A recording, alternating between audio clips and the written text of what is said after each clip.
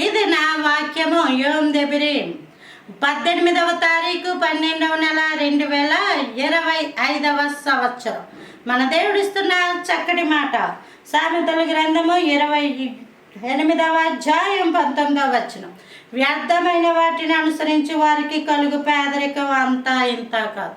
వ్యర్థమైన వాటిని సూర్యుని కింద జరుగుదంతా వ్యర్థమని ప్రసంగి భక్తుడు అన్నాడు. సూర్యుని క్రింద నీకేదో మంచి జరుగుద్దని ఏవేవో దేవుళ్ళు కాని వాటికి, శక్తి లేని వాటికి, పలకలేని వాటికి, హేయమైన వాటికి, నీకేమాత్రము మంచి చేయని వాటి కోసం ఎంతో ధనాన్ని ఖర్చు పెట్టేస్తూ ఉంటాం. కానీ అటువంటి వాటిని అనుసరించి వారికట కలుగు పేదరికం ఇంత అంతా కాదు.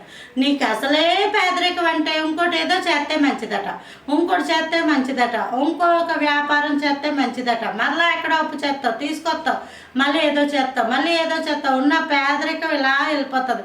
అదే దేవుని దగ్గర నువ్వు వస్తే, పేతురు రాత్రంతా ప్రయాసపడ్డాడు, చేపలు వేసాడు, వల వేసాడు, చేపలు పడలేదు. కానీ దేవుడి దగ్గరికి వచ్చినప్పుడు, దేవుడు చెప్పిన మాటకి లోపడినప్పుడు అదే సముద్రం, అదే వల, అదే వాడ, కానీ దేవుడు దాన్ని సమృద్ధిగా నింపాడు. నువ్వు నీ జీవితంలోకి ప్రభువారిని ఆహ్వానిస్తే, ఇది క్రిస్మస్ నెల, నీ జీవితంలోకి ప్రభువారిని ఆహ్వానిస్తే నువ్వున్న అదే పరిస్థితి నుంచి నిన్ను లేవనెత్తుతాడు దేవుడు. హల్లెలూయా. నువ్వున్న అదే పరిస్థితి నుంచి నిన్ను దేవుడు లేవనెత్తుతాడు. నీ పేదరికము ఇక నీకు ఉండదు. దేవుని సొంత రక్షకుడుగా అంగీకరించే దేవుడు నిన్ను దీవించును గాక. Praise the lord. ఆమేన్.